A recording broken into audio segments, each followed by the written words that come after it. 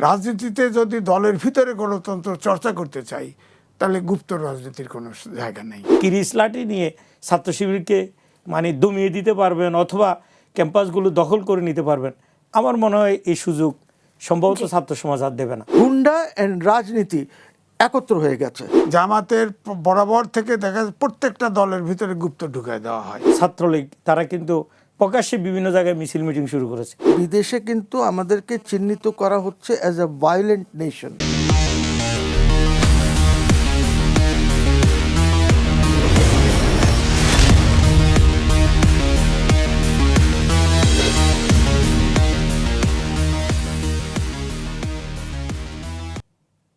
দর্শক, স্বাগত জানাচ্ছি কালের সংলাপে। সাথে আছি আমি জেনিসিয়া বর্ণা।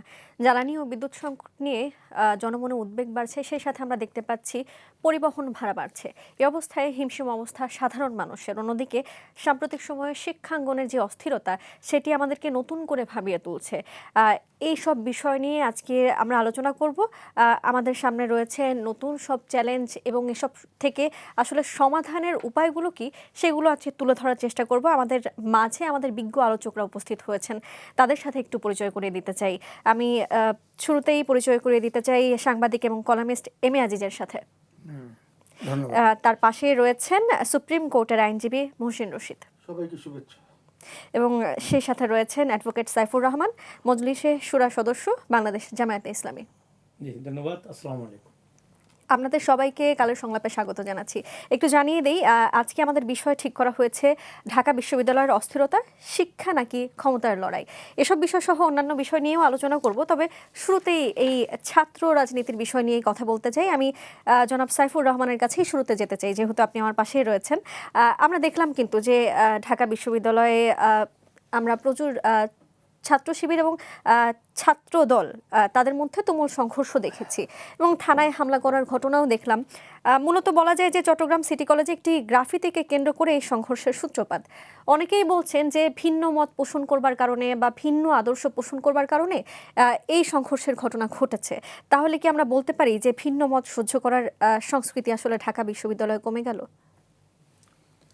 ধন্যবাদ আপনাকে, খুব গুরুত্বপূর্ণ বিষয়ে অবতারণা করেছেন আলোচনা। আমি শুরুতে বলবো এই বিষয় কিন্তু ছাত্রদলের সাবেক কেন্দ্রীয় সভাপতি শহীদুদ্দিন চৌধুরী ইনি কিন্তু সে এই সংসদে একটা বক্তব্য দিয়েছেন। আমি তার বক্তব্যর সূত্র ধরেই কথা বলতে চাই। সে পরিষ্কার বলেছেন যে এভাবে ছাত্রদের মধ্যে অসহিষ্ণুতা, কিরিচ, অস্ত্রশস্ত্র এগুলো নিয়ে রাজনীতি করা, এই সংস্কৃতি কিন্তু এই দেশের জনগণ বা ছাত্র সমাজ কেউ কিন্তু পছন্দ করে না। তো তার এই বক্তব্যের সাথে কিন্তু আমি কমপ্লিটলি একমত যে বিষয়টা আমাদের সবচেয়ে বেশি এখন আশঙ্কিত করে তুলেছে যে চট্টগ্রাম সিটি কলেজের ঘটনা। প্রথমে আপনি দেখবেন সেখানে ছোট্ট একটা লেখাকে কেন্দ্র করে দুই ছাত্রের ভিতরে কথা কাটাকাটি হয়েছে। আর এটার জন্য হামলা করার জন্য বাহির থেকে লুঙ্গি পরা লোক, তারপরে যুবক শ্রেণীর, শ্রমিক শ্রেণীর মানুষ অস্ত্রশস্ত্র নিয়ে তাদেরকে ছাত্র দল বানিয়ে এবং শিবিরের একজন নেতার পুরা পায়ের গোড়ালি কিন্তু কেটে দিয়েছে।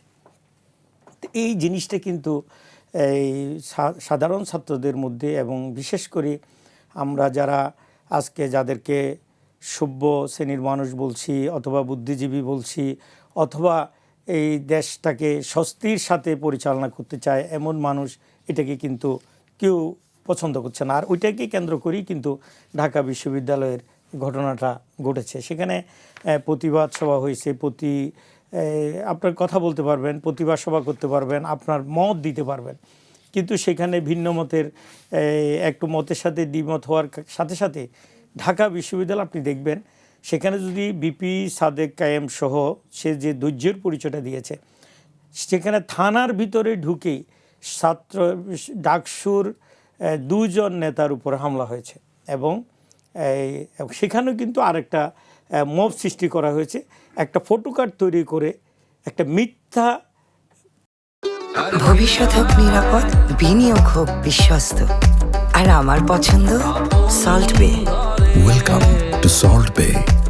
প্রপাগান্ডা চালানো হয়েছে। আর ওইটাকে কেন্দ্র করে কিন্তু ছাত্রদল সত্যতা যাচাই না করেই কিন্তু ডাকসু নেতৃবৃন্দের উপরে হামলা করেছে। তো আসলে এই বিষয়গুলো আমরা যদি সামনে রাখি তাহলে উদ্বেগের যথেষ্ট কারণ রয়েছে। আর মজার ব্যাপারটা হলো, আমরা আগে যাদের সাথে যুদ্ধ করে লড়াই করে 5ই আগস্টের পর দেশটাকে একটা স্থিতিশীল পর্যায়ে নিয়ে যাওয়ার জন্যই কিন্তু চেষ্টা হচ্ছিল, ঠিক সে সময়ে আমরা দেখতে পাচ্ছি যাদেরকে নিষিদ্ধ করা হয়েছে, যারা আগে এই সমস্ত কাজগুলো করতো ছাত্রলীগ, তারা কিন্তু প্রকাশ্যে বিভিন্ন জায়গায় মিছিল মিটিং শুরু করেছে। আর ছাত্রদল তাদের ব্যাপারে একদম সাইলেন্ট, তাদের কোনো বক্তব্য নাই। কিন্তু ছাত্র শিবিরকে তারা গুপ্ত আখ্যায়িত করে তাদের বিরুদ্ধে মব তৈরি করে বিভিন্ন জায়গায় পরিবেশ পরিস্থিতিকে উত্তপ্ত করার চেষ্টা করা হচ্ছে। আমি এর আগেও একটা জায়গায় বলেছিলাম যে আসলে এই একটা সরকার গঠিত হয়েছে এখনও 3 মাস হয় নাই, অথচ যেই ছাত্র সংগঠনগুলো আজকে ঢাকা বিশ্ববিদ্যালয়ে, তো কোনো নির্দলীয় সরকারের অধীনেই কিন্তু তখন নির্বাচন হয়েছে। আর নির্বাচনের জনগণের ছাত্র সমাজের ব্যাপক সমর্থন নিয়ে কিন্তু ছাত্র শিবির এই সংসদগুলোতে এসেছে।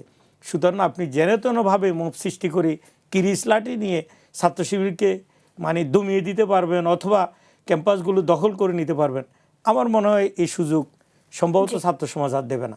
জি, ধন্যবাদ। এর আমি জনাব মহসিন রশিদের কাছে যেতে চাই। গ্রাফিতি এটি তো একটি শিল্প, তাই না? এই শিল্পতে এত ভয় থাকবে কেন?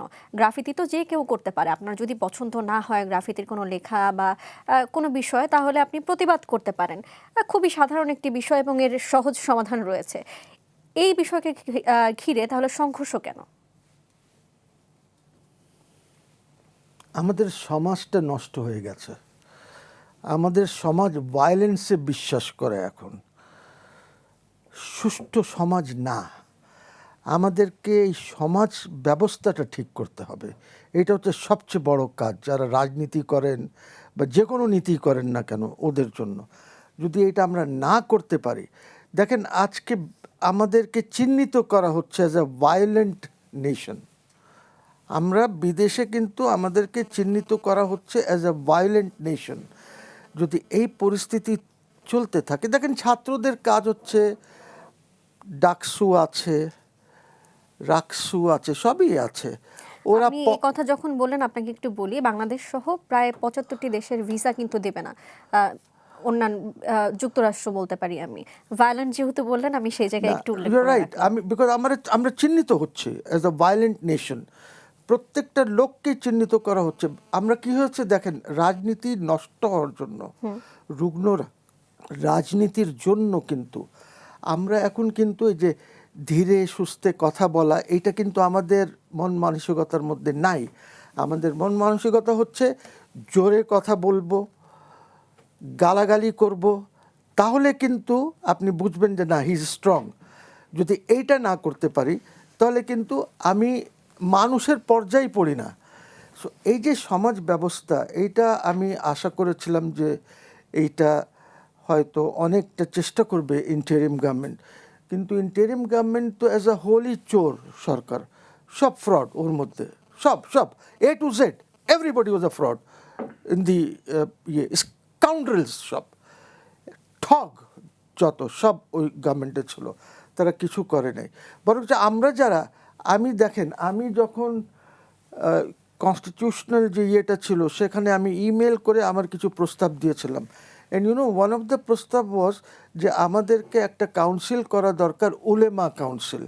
আমাদের একটা কাউন্সিল করা দরকার মাইনরিটিসদের জন্য। এরকম 4টা কাউন্সিলের কথা বলেছিলাম। কারণটা কি জানেন? সমাজটাকে ঠিক করতে হবে। সমাজ কখনো ঠিক হবে না যতক্ষণ পর্যন্ত আপনি এই ধরনের, এটাকে কি রাজনীতি বলবো না গুন্ডানীতি বলবো না কি বলবো, আমাদের দেশে পলিটিক্স মানে রাজনীতি অ্যান্ড গুন্ডানীতি এক, এখানে কোনো তফাৎ নেই। যত বড় গুন্ডা হবেন আপনি, তত ভালো রাজনীতিবিদ হবেন। সো গুন্ডা অ্যান্ড রাজনীতি একত্র হয়ে গেছে। তো সমাজ ব্যবস্থা যদি ঠিক না করতে পারি, কেন আমি বলেছিলাম ওলেমা কাউন্সিল বা ইয়ে, সো দ্যাট এই জিনিসগুলি সমাজকে ঠিক করার জন্য। দেখেন সবসময় সমাজ ঠিক হয়েছে এদের মাধ্যমেই, রিলিজনের মাধ্যমেই, সেটা মুসলমান হোক, হিন্দু হোক, যাই হোক, ওদের ক্রিশ্চিয়ান হোক, ওদের মাধ্যমেই ঠিক হয়েছে। তো উলেমা কাউন্সিল হলে হয়তো যে জিনিসটা হবে যে সমাজ ব্যবস্থাকে নিয়ে হয়তো এই যে বইগুলি আছে প্রাইমারি লেভেলের বা এইগুলি হিন্দুদের যেটা আছে এরা পুরোহিতরা তাদের এখানে যখন পুজো হবে তখন এই সমাজ ব্যবস্থা নিয়ে কিছু কথাবার্তা বলবেন। বিকজ আমাদের যেটা আছে মুসলমানদের, আমাদের কিন্তু স্ট্রেট ডিভিশন আছে, হুকুক আল্লাহ হুকুকুল ইবাদ। আমরা কিন্তু কেউ এখন হুকুকুল ইবাদের কথাই বলি না। আমরা আছি হুকুকুল্লাহ, নামাজ কিভাবে পড়তে হবে, রোজা কিভাবে রাখতে হবে, কুরবানি কিভাবে করতে হবে, এইসব নিয়ে ব্যস্ত আছি। কিন্তু এর মধ্যে সমাজ ব্যবস্থা যে ধ্বংস হয়ে যাচ্ছে, হুকুকুল ইবাদ যে ধ্বংস হয়ে যাচ্ছে, এইটা নিয়ে কিন্তু আমাদের কোনো চিন্তা নেই। কাজে আমরা আখ্যায়িত হয়েছি অ্যাজ এ ভায়োলেন্ট নেশন, এবং যদি আমরা সমাজ ব্যবস্থা ঠিক না করতে পারি এর দায়িত্ব হচ্ছে রাজনীতিবিদ যারা আছেন ওদের, এবং স্পেশালি যারা ক্ষমতায় থাকেন ওদের। এটা বিকজ রুগ্ন রাজনীতির জন্য আজকে আমরা এই পর্যায়ে এসেছি। জি, ধন্যবাদ। জনাব মাহবুব আজিজ, আপনার আজিজ, আপনার কাছে যেতে চাই। ঢাবির বর্তমান যে অস্থিরতায়, এর জন্য আসলে দায়ী কে? শিক্ষার্থী, প্রশাসন, নাকি রাজনৈতিক প্রভাব? ধন্যবাদ আপনাকে, ধন্যবাদ দুইজন বিজ্ঞ লয়ার এবং দর্শক শ্রোতা। দেখেন, আমি যাই মনে করেন, আমি কিন্তু সেই পুরনো আমলে, অর্থাৎ পূর্ব পাকিস্তান আমলের মানুষ। আগে আমরা শিক্ষা পড়েছি, আদর্শ লিপি পড়েছি, যে গাড়ি ঘোড়া লেখাপড়া করে যে গাড়ি ঘোড়া চলে সে কানারে কানা কহিও না, মনে কষ্ট পায়, ইত্যাদি ইত্যাদি। এখন কিন্তু সেই লেখা নাই। অর্থাৎ আদর্শ নাগরিক গড়ার যে প্রচেষ্টা, সেটাই দেশে নাই। দ্বিতীয়টা দেখেন, 54 বছর দেশ স্বাধীনতা পার দিয়েছি, এখন পর্যন্ত আপনার গণতান্ত্রিক রাজনীতির চর্চা এবং গণতান্ত্রিক রাজনীতি আমরা কিন্তু পেলাম না। দেশে গণতন্ত্র নয়, স্বৈরাচারের উত্থান ঘটে, আপনার ফ্যাসিবাদের উত্থান ঘটে, কিন্তু গণতন্ত্রের উত্থান ঘটে না।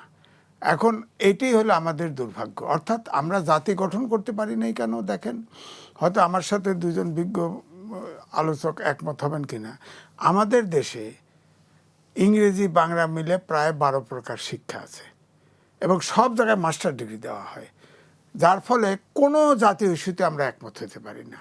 কারণ মাস্টার ডিগ্রি নিয়ে ফেলে, সে আর ওই চিন্তার থেকে বেরোতে পারে না। এছাড়া তো মুসলমানের ভিতরে গুগলে সার্চ দেন, 73টা সেক্ট আছে, আছে। তো সুতরাং তারাও দেখেন ওই যে ওআইসি ফাংশন করে না মুসলমানদের।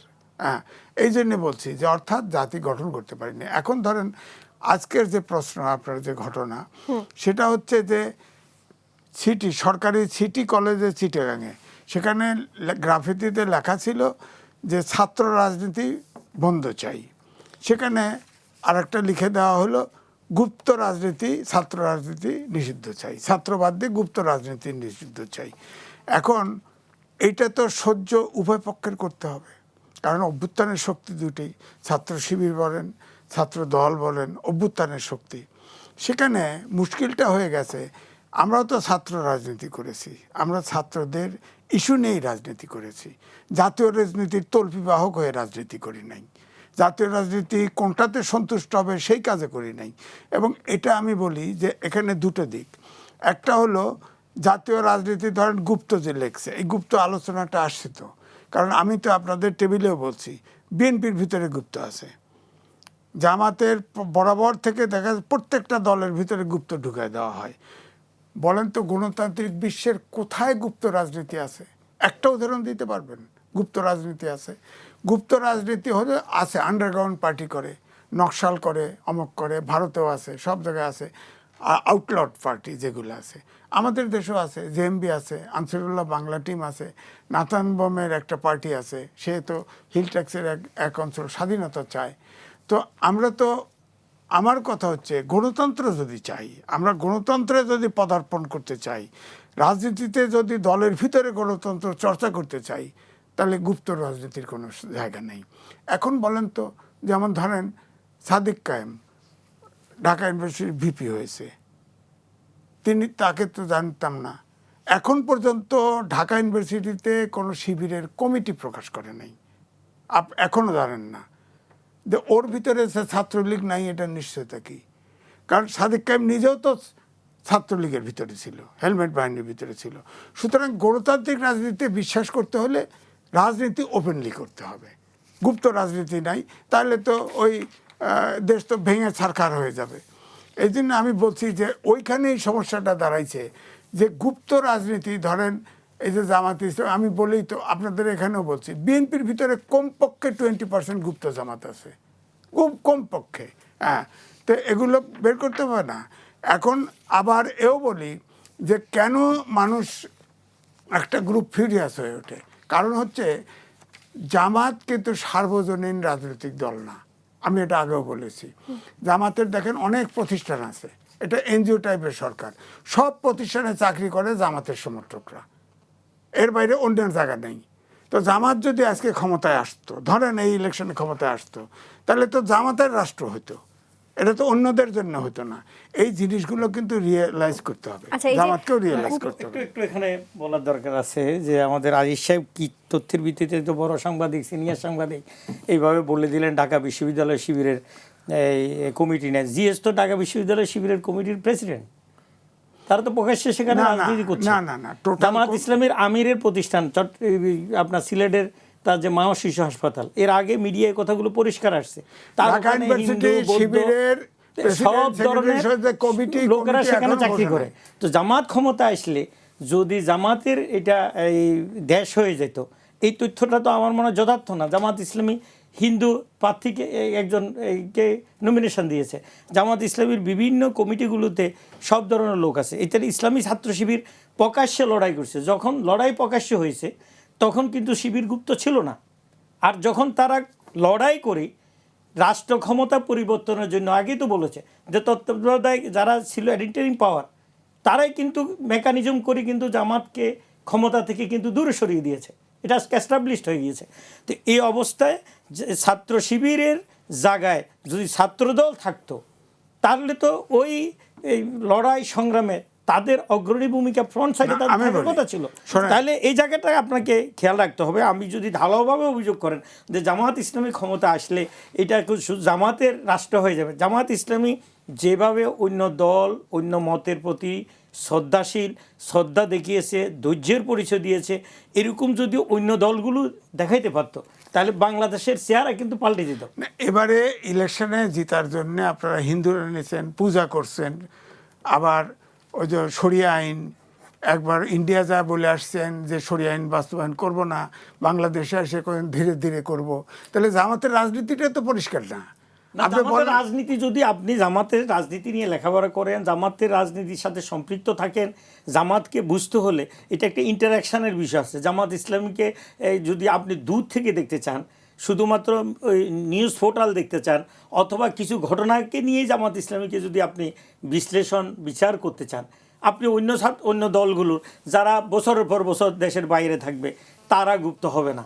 আর এখানে আজকে যদি সেটা তো প্রকাশ্যে দেশের বাইরে থাকেন, সেটা তো একদম সামনাসামনি। এখন শুনেন, আমি বলি, যারা ছাত্র দল করে, যারা ছাত্র লীগ করে, বা যারা ছাত্র শিবির করে, এইটা এই গুপ্ত সিস্টেমটা সব জায়গায় সর্বত্রই আমরা দেখেছি। আমরা ছাত্র রাজনীতি করেছি, দেখুন চট্টগ্রামে আমি ছিলাম, আমরা কিন্তু চট্টগ্রাম কলেজ বিবেচনা করলে সেখানে শিবির ওপেন, অলওয়েজ ছাত্রদল গুপ্ত, সেখানে তারা প্রকাশ্যে কোনো কাজ করে না।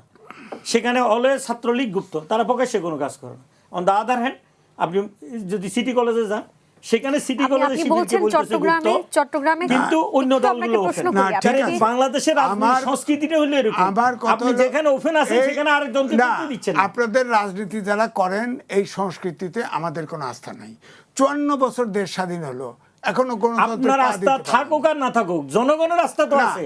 জনগণের জামাত ইসলামকে কিভাবে আপনি ধরেন, এই যে ভোট ম্যানিপুলেশন না করলে, যদি আদারওয়াইজ যদি না করেন, যেভাবে আপনারা নির্বাচিত করাই একটা পরিকল্পিতভাবে একটা বাইরের রাষ্ট্রে গোপন আন্ডারস্ট্যান্ডিং এর ভিত্তিতে আপনি যে দলের বিরুদ্ধে আপনাদের লড়াই, আপনারা সবাই মিলে আওয়ামী লীগের বিরুদ্ধে করলেন, তাদের সাপোর্ট নিয়ে আপনি আবার ক্ষমতায় আসলেন।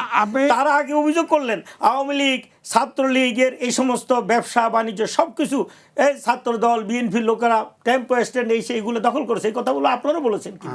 কিন্তু দেখা যায় ভোটের সময় আপনার তাদের সাপোর্ট নিয়ে তারা সরকার নিয়ে আসছে।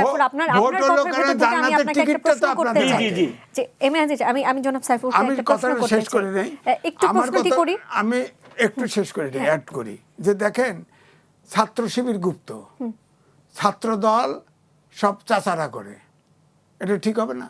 ছাত্র রাজনীতি ছাত্ররা করতে হবে, তা করতেছে না। আপনি দেখেন অভিযোগ আছে, কেউ ছেলের বাবা, কেউ মেয়ের বাবা ছাত্র রাজনীতি করে, ছাত্রদল করে। একসময় তো ছাত্রদল সবচাইতে শক্তিশালী ছাত্র সংগঠন ছিল, এবং এই সংগঠনটা কিন্তু ছোট হয়ে গেছে প্রক্রিয়ার কারণে। কেমনে কমিটি গঠন হয়, কেমন কি করে। তো এখন আমার বক্তব্য হলো একটাই, যে সবাই এই প্র্যাকটিস করা হয়েছে, গুপ্ত রাজনীতি করে কোনো লাভ হয়নি। প্রকাশ্যে সবাই রাজনীতি করেন। 54 বছর দেশ হয়ে গেছে, আর পরীক্ষা আমরা দিতে পারবো না। এখন আমরা গণতন্ত্র চাই, বৈষম্যহীন সমাজ চাই, আইনের শাসন চাই, সুশাসন চাই, যেটা মুক্তিযুদ্ধেও প্রত্যাশা ছিল, অভ্যুত্থানেও প্রত্যাশা একই। সুতরাং এখানে গুপ্ত রাজনীতি যারা করবে তারা টেরোরিস্ট, তাদেরকে আইনের আশ্রয় না, সারা বিশ্বে এটা করে, তারা টেরোরিস্ট, তাদের গ্রেপ্তার করতে হবে, তাদের বিচার করতে হবে। গণতন্ত্রে কোনো গুপ্ত রাজনীতির কোনো সুযোগ নেই। জি, ধন্যবাদ। জনাব সাইফুর, আপনি কিছুক্ষণ আগে বলছিলেন যে চট্টগ্রামে ছাত্র শিবির প্রকাশ্যে ছিল এবং ছাত্রদল গুপ্ত ছিল। তাহলে ছাত্রদল যদি গুপ্তই থাকে, তাহলে তারা যে গুপ্ত শব্দটি দেয়ালে লিখলো, সেক্ষেত্রে ছাত্র শিবিরের গায়ে কেন লাগলো?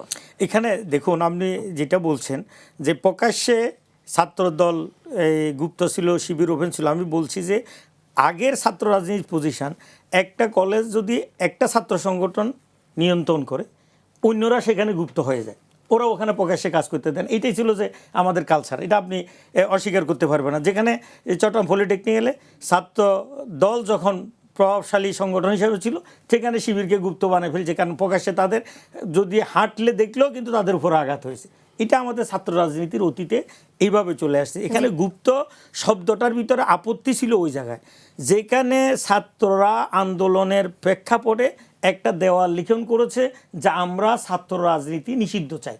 আপনি ছাত্র রাজনীতিটারে কাটে দিয়ে ওখানে গুপ্ত রাজনীতি, ওই দেওয়াল লেখার যেটা এস্টাবলিশ লেখা, সেটার উপরে আপনি এই হাত দিয়েছেন, কলম দিয়েছেন। আপনি খালি জায়গায় গুপ্ত লেখেন না, তাতে কোনো আপত্তি নেই।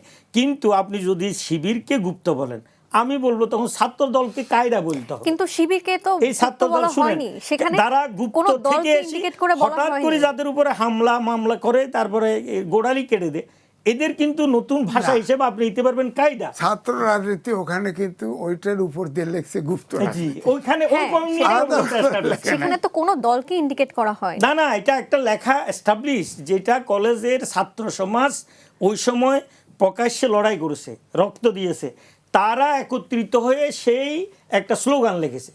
আপনি ওই জায়গায় যখন একটা জিনিস কেটে আরেকটা জিনিস ঢুকাচ্ছেন, ওইটা নিয়ে কিন্তু গন্ডগোলটা হচ্ছে। গুপ্ত এখানে নাথিং। আপনি আমার নিজস্ব, আমাদের একটা স্বীকৃত সকলে মিলে একটা যে ডিমান্ড ছিল, একটা স্লোগান, আপনি ওখানে কাটিয়ে দিবেন কেন? আপনার তো জায়গার কোনো অভাব নেই, আপনি গুপ্ত সারাক্ষণ লেখেন না। এই জন্য ছাত্র শিবির গুপ্ত নয়। এটা মূলত একটা ব্লেম দেওয়ার মতো ছিল। আগে রাজাকার দিয়েছে, ওই যখন সাবজেক্ট ম্যাটার খাচ্ছে না, নতুন একটা আনার সুযোগ হয়েছে। আমি তো বলবো, যদি আমি কালকে এই বিষয়ে যখন পড়ছিলাম, কোরআন শরীফের সূরা ফিল আপনি পড়বেন, ফিলের যদি তফসিরে যান, তাহলে দেখবেন যারা বাইর থেকে এরকম অস্ত্রশস্ত্র নিয়ে এসে কোনো আদর্শ কোনো কিছুর উপরে হামলা চালায়, কোরআন শরীফ ওদেরকে কায়দা শব্দ বলে উল্লেখ করেছে। এখন আমি তো বলবো, শিবির যদি গুপ্ত হয়, ছাত্রদল কায়দা হয়ে যাবে, এবং যদি এটা এস্টাবলিশ করে, তখন তার কাউন্টার কিন্তু দেওয়ার মতো ছাত্রদলের আর কিছু থাকবে না। জি, আমি এবার একটু মহসিন রশিদের কাছে যেতে চাই। দুজনের মুখে এবং আমি বেশ কয়েকবার, এখানে হবে অনেকবার গুপ্ত গুপ্ত উচ্চারণ করে ফেলেছি। এই যে গুপ্ত বলা হয় বা এই যে গুপ্ত রাজনীতি, এটি কি আসলে শুধুমাত্র তকমা, নাকি এর আড়ালে কোনো রাজনৈতিক গভীর সমীকরণ আছে? আপনার কি মনে হয়? আর মনে হয় এইগুলি সব বোগাস কথাবার্তা। এইগুলি দিয়ে আপনি রাষ্ট্রকে কোথাও নিতে পারবেন না, বুঝছেন? Let us not discuss about Gupta, অমুক তমুক, রাজাকার, এইগুলি গুপ্ত নিয়ে কিন্তু সংসদেও আলোচনা হয়। হ্যাঁ, এইগুলি আপনি বলছেন এটাকে বোগাস, কিন্তু এটা সংসদেও আলোচনা হয়। সংসদ কি আমাদের রাষ্ট্র কিভাবে চলবে, রাষ্ট্রের কি সমস্যা আছে, এইটা নিয়ে কি আলোচনা হয় সংসদে? তা তো হয় না। সংসদ তো এখন শুরুই হয় ঘোষক দিয়ে। যে কেউ বক্তৃতা যখন দেওয়ার জন্য দাঁড়ায়, প্রথমে সে ঘোষকের কথা বলে, ঠিক আছে? অ্যাজ ইফ বাংলাদেশের ইতিহাস সেখান থেকেই শুরু হয়েছে। ওর আগ পর্যন্ত আর কোনো ইতিহাস ছিল না বাংলাদেশ। সেখানে আমার এই কালভার্ট দরকার, 50 বেডের হসপিটাল 200 বেডে ইয়ে করতে হবে, বাড়াতে হবে, এই আলোচনা হচ্ছে আপনার কাছে ফুয়েল নাই। হিলিয়াম নাই, ফার্টিলাইজার নাই, দেশ কিভাবে চলবে? বড় আমান মৌসুম আসতেছে, আপনি কিভাবে চালাবেন? আপনার কাছে পাওয়ার নাই, ইলেকট্রিসিটি নাই। ঢাকার বাইরে তো 2-3 ঘন্টা থাকে কিন্তু না। আপনি যে এত সংকটের কথা বলছেন, এত সংকট রেখে বিরোধী দল কিন্তু শুধুমাত্র জুলাই সনদ নিয়ে আছে, সেটা কি আপনি আমি দেখছেন? বিরোধী দলের কথা বলছি না, আমি আমার কথা বলছি যে দেশের সামনে এইসব সংকট আছে, এই সংকটগুলি আচ্ছা, সংসদে তাহলে ডিসকাস আপনি করা উচিত। আপনি যেহেতু সংকটের কথা বললেন, আপনাকে এর মাঝে আর একটা প্রশ্ন করতে চাই, হয়তোবা এটা রিলেটেড হতে পারে। অন্তর্বর্তী সরকার যুক্তরাষ্ট্রের সঙ্গে যে চুক্তিগুলো স্বাক্ষরিত করেছে, সেগুলোর কারণে আমাদের দেশ ক্ষতিগ্রস্ত হচ্ছে এবং দেশের লাখ লাখ মানুষ কর্মসংস্থান হারাবে বলে মন্তব্য করেছেন অধ্যাপক আনম মোহাম্মদ। এবং তিনি বলেছেন যে আমেরিকার সাথে যে চুক্তি স্বাক্ষরিত হয়েছে, এর কারণে অন্তর্বর্তী সরকারের বিচার হওয়া উচিত। আপনি কি এটার সাথে একমত? হ্যাঁ, অন্তর্বর্তী সরকারের বিচার তো আমি চাচ্ছি, আমি তো একটা কমিশন চাচ্ছি এবং আমি সরকারকে নোটিশ দিয়েছি। আমি হয়তো কাল পরশুর মধ্যে মামলা করব সরকারের বিরুদ্ধে, ওরা তো আমাকে উত্তরও দেয় নাই। You see, question is not that, question হচ্ছে যে আপনি ওই চুক্তির সাথে জড়িত আছেন কি না, বর্তমানে যারা সরকারে আছেন।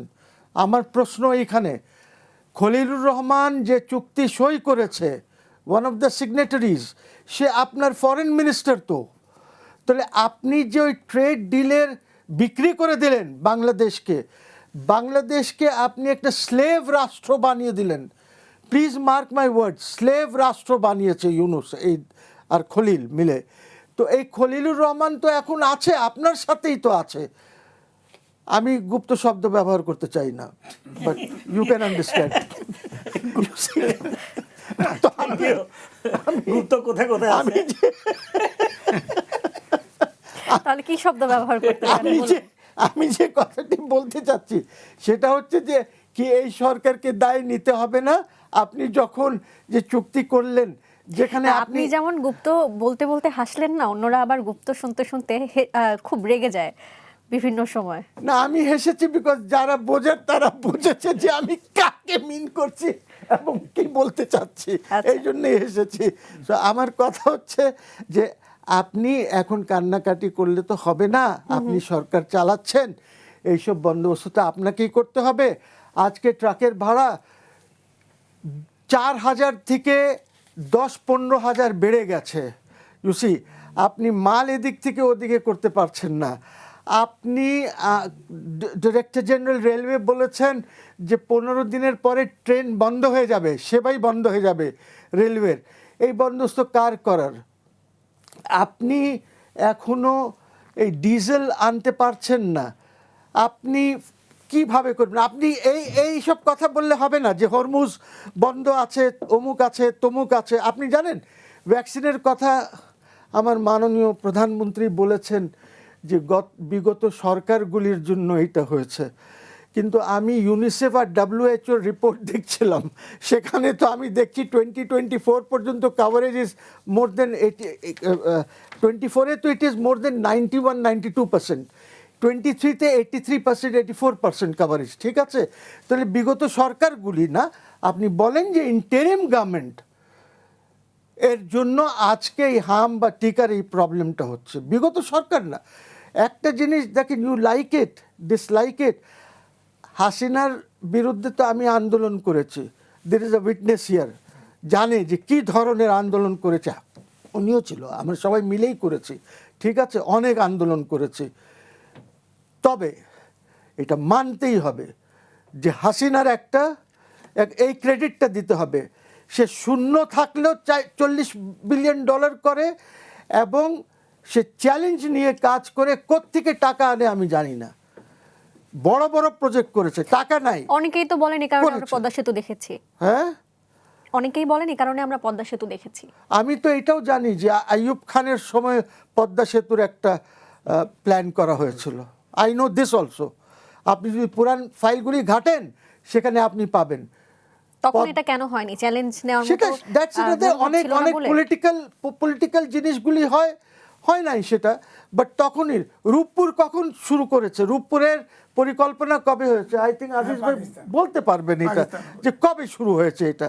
কিন্তু টাকাটাকে সংগ্রহ করছে, প্রশ্ন হলো টাকাটা তো ফান্ডটা আসলো এই কিভাবে? ফান্ড কে আনছে? ঠিক, ঠিক। এটা শুরু করেছে কে? সো আপনি হাসিনাকে যত খারাপ বলেন, হ্যাঁ কিছু কিছু ক্রেডিট মানে এখানে ক্রেডিট দিতে চাচ্ছে ক্রেডিট দিতে হবে আপনাকে। ওই ঠিক আছে। আচ্ছা, আপনি যেহেতু সাবেক প্রধানমন্ত্রী এবং বর্তমান প্রধানমন্ত্রীর নাম নিয়েছেন আপনার আলোচনার মাঝে, আপনাকে আরো একটি প্রশ্ন করি।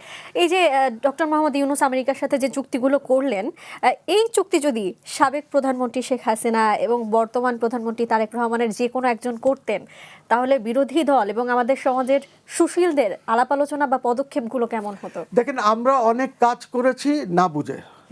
আমরা অনেক বলেছি যে হাসিনা দেশ বিক্রি করে দিয়েছে, অমুক চুক্তি করেছে, তমুক চুক্তি করেছে, দেশ থেকে তেল পাচার করছে, সব পাইপলাইনে। করেছে, কিন্তু কেউ দেখাতে পেরেছে?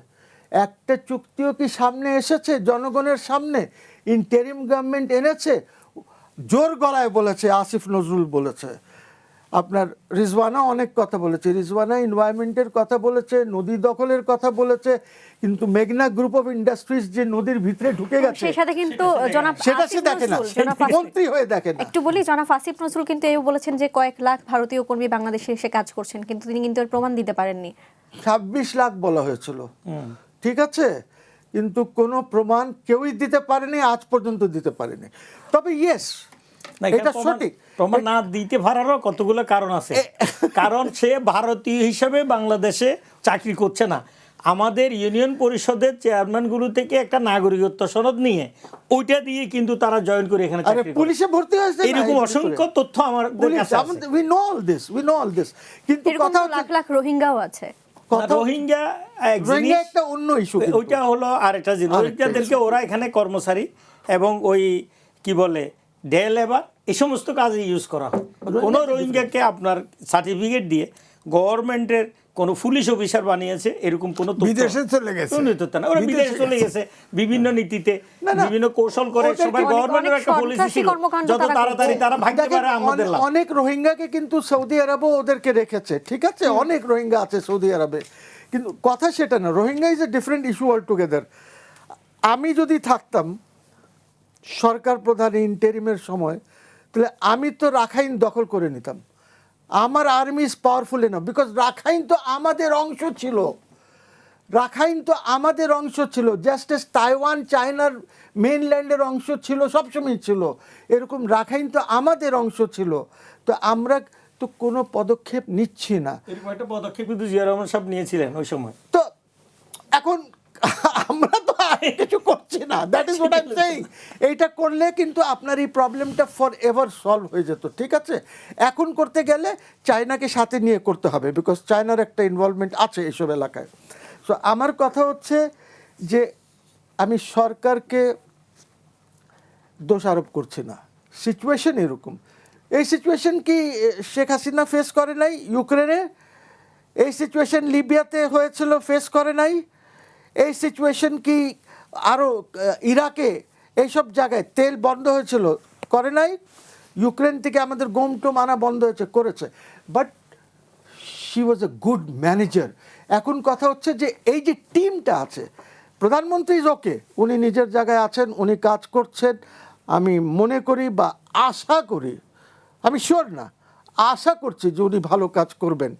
কিন্তু ওয়ের ইজ দ্য টিম? একটা টিম দেখলে তো মনে হয় যে এই টিম জিতবে। এই এখন যে টিম আপনি করেছেন, এই টিমে তো ওরকম প্লেয়ার দেখছি না আমি, at least I am not sing, ঠিক আছে। সো আপনি কিভাবে এটা চালাবেন? আপনার মন্ত্রী বলে যে এই তেলের দাম বাড়লে ইনফ্লেশন হবে না, বাজারে গিয়ে দেখেন সব জিনিসের দামের কি অবস্থা আছে, just go.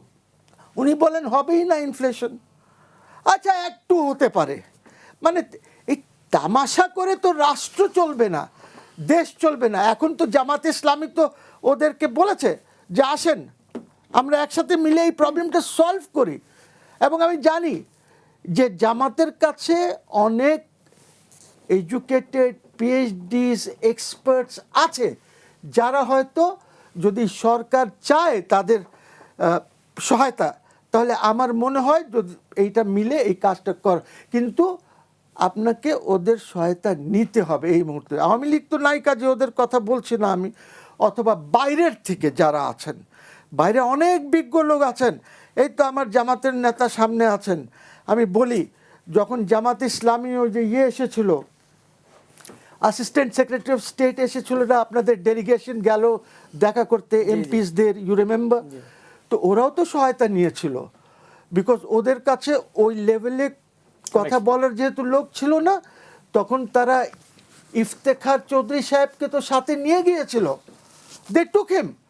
This is what you should do. যদি দেশ আর রাষ্ট্রের সমস্যা সমাধান করতে হয়, তাহলে আপনাকে বাইরের থেকে লোক আনতে হবে, ওদের সাথে কথা বলতে হবে, ওদেরকে নিয়ে কাজ করতে হবে। সো আমি জানি এটা। ইফতেখার চৌধুরী সাহেব গেছেন, আপনারা তো জানেন না, আমার কাছে তো খবর আছে না না, মিডিয়ায় তো আসছে। that ওনাকে নিয়ে গিয়েছিল, ঠিক আছে? না না, ওনার সাথে আমার we had dinner the other day, ওইখানেও এইসব আলাপ হয়েছে। সো কোয়েশ্চেন ইজ, আপনি নেন না, সিক হেল্প। রাষ্ট্র আপনার আমার সবাই। আপনি প্রধানমন্ত্রী হতে পারেন, আমি লিডার অফ দি অপোজিশন হতে পারি, আমি আপনার স্টুডিওতে বসে ঘেউ ঘেউ ঘেউ ঘেউ করতে পারি, কিন্তু কোয়েশ্চেন ইজ যে আমাদের সহায়তা নেন। এখানে লোকজন আছেন যারা সহায়তা দিতে পারেন, অনেক লোক আছে বাংলাদেশে, অনেক লোক আছে, আই এম টেলিং ইউ।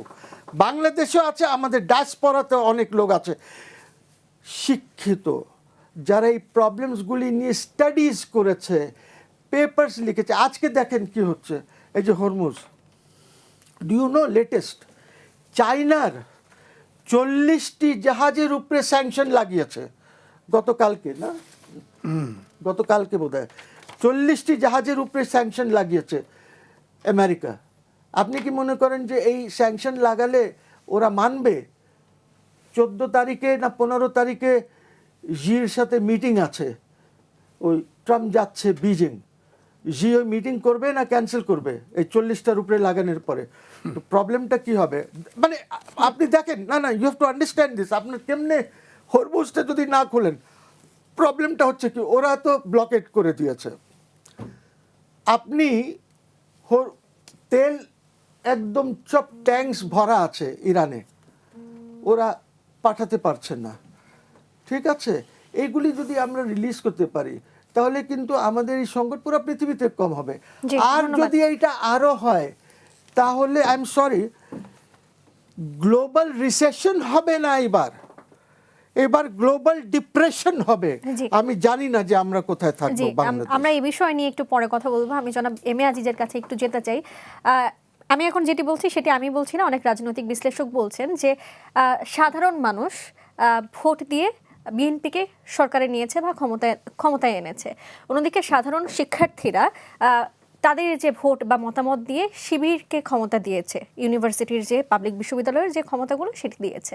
তো ঢাকা বিশ্ববিদ্যালয় সহ বেশ কয়েকটি বিশ্ববিদ্যালয়ে শিবিরের প্রভাব রয়েছে। তো এই যে ছাত্র দলের পক্ষ থেকে যে হামলার শিকার আসলে শিবির হলো, তার মাধ্যমে বলা হচ্ছে যে এই ছাত্র দলের কারণে বিএনপির ইমেজ অনেকটা ঝাপসা হয়েছে, আর এখানে ছাত্র শিবির বা জামায়াতে ইসলামের বুদ্ধিমত্তার পরিচয় দিয়েছে। তো এই জায়গাটা থেকে ভবিষ্যতে শিবিরের লোকজন বা জামাতের যারা রয়েছেন তারা হয়তো বা সুবিধা নিতে পারেন, বা ভিকটিম কার্ড প্লে করলে সাধারণ শিক্ষার্থীদের সমর্থন হয়তো বা বেশি পেতে পারেন। এই বিষয়টিকে আপনি কি দেখেন, দুই পক্ষেরই ইমেজ ক্রাইসিস হয়েছে। যেভাবে গোলমাল করেছে অভ্যুত্থানের শক্তি দুইটা। আপনার সংসদে কিন্তু জ্বালানির ব্যাপারে অলরেডি পাঁচজন নিয়ে কমিটি হয়েছে, এবং এরা যারা রাজনীতি করে, এখন যারা ছাত্র রাজনীতি করে, তারা সবাই যার যার রাজনৈতিক দলের প্রতি অনুগত। তারা যতক্ষণ পর্যন্ত এটা মীমাংসা না করতে চাইবে, এটা মীমাংসা হবে না, গোলমাল আরও বাড়তে থাকবে। এটা হলো আমার ধারণা। এখন মহসিন ভাইকে আমি উত্তরে একটা দেই। শেখ হাসিনা কমপক্ষে ভারতের সাথে 30টা চুক্তি এবং সমঝোতা স্বাক্ষর করেছে। এর ভিতরে অনেকে বুঝতে পেরেছি, অনেকে বুঝতে পারি নাই। আমি আপনাকে বলি, আমার এই মোবাইলে আছে 2টা লেখা, আমি ফ্রি লিখি বিভিন্ন পত্রিকায়, আমার লেখা কেউ ছাপে না। আমি তিস্তা ব্যারেজ সম্পর্কে, পানি সম্পর্কে লিখেছি, কেউ ছাপে না। এটা আপনি যেটা বলেন, আপনার ট্রানজিট নামে করিডোর নিছে ইন্ডিয়া, এটা আমি লিখেছি, কেউ ছাপে না। আমি কই যাব বলেন? আমি তো ফ্রি হ্যান্ড লিখি, বিভিন্ন পত্রিকায় দেই, কেউ ছাপে না, ডরে। কারণ ইন্ডিয়া যদি অসন্তুষ্ট হয়, কেউ ছাপে না। আপনি দেখেন যে আপনার পোর্ট, আমাদের বাংলাদেশের ভূখণ্ড দিয়ে আপনার সেভেন সিস্টারে গেছে, ওখান থেকে আবার ফিরে যাবে, হ্যাঁ আমাদের ভূখণ্ড দিয়ে যাবে। এটা করিডোর না? তালপট্টি বেরুবাড়ির মতো করিডোর না? করিডোর বলছে না, ওটা ট্রানজিট নামে লয়ে গেছে। তো এটা তো আমার ভূখণ্ডের জন্য, স্বাধীনতা সার্বভৌমত্বের জন্য হুমকি স্বরূপ, এটা কেউ চাপে না। এই জন্যই বলছি যে এই চুক্তির ভিতরে আমাদের দেশ বিরোধী চুক্তিও আছে। এটা এখন যেটা হয়েছে, আমাদের দেশের মিডিয়া থেকে শুরু করে ব্যক্তি পর্যন্ত যে ক্ষমতায় যায় এবং ভারত কোন দিকে আছে সেই দিকে দৃষ্টি রেখে কথা বলে, সেই দিকে দৃষ্টি রেখে আপনার চলতে চেষ্টা করে। এই জন্য আমি বলছি। এখন দ্বিতীয়টা আপনি যেটা বললেন, যে আমি বলছি কিন্তু দুটাই, ছাত্র রাজনীতি ছাত্ররা করা উচিত এবং ছাত্রদের সমস্যা নিয়ে ছাত্র রাজনীতি করা উচিত। ছাত্র রাজনীতি আমরা 54 বছর দেখলাম। ছাত্র রাজনীতি শুধুমাত্র রাজনৈতিক দলের জাস্ট অঙ্গ হিসাবে কাজ করে।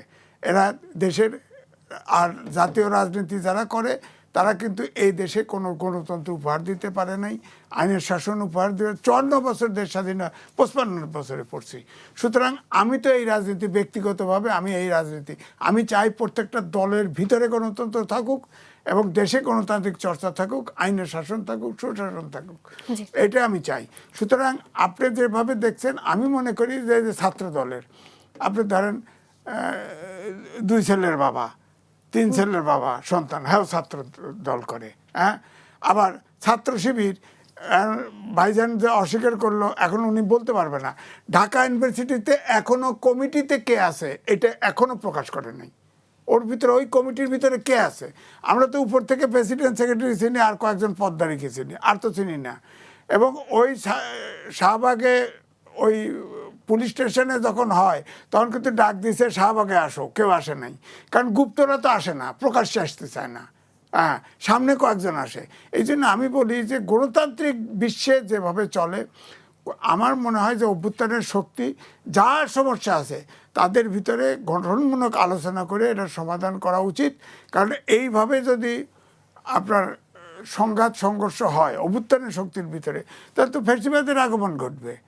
ফ্যাসিবাদের আবার আইন পাশ করে রাখছে না, যে জামাত ইসলাম আওয়ামী লীগ সহ সন্ত্রাসবিরোধী আইন করে রাখছে না। এটা তো ওপেন এন্ডেড আইন, এটা কালো আইন। তো আপনি দেখেন 1974 সালে স্পেশাল পাওয়ার অ্যাক্ট, দুজনই অ্যাডভোকেট। 5ই আগস্টের পরে মোস্তাক যখন ক্ষমতায় আসে তখন 80% লোক গ্রেপ্তার হয়েছিল ওই স্পেশাল পাওয়ার অ্যাক্টে। আর অর্থাৎ স্পেশাল পাওয়ার অ্যাক্টে ডিটেনশন, ধরা খাইলে কোনো কোর্টও হিয়ারিং দেয় না।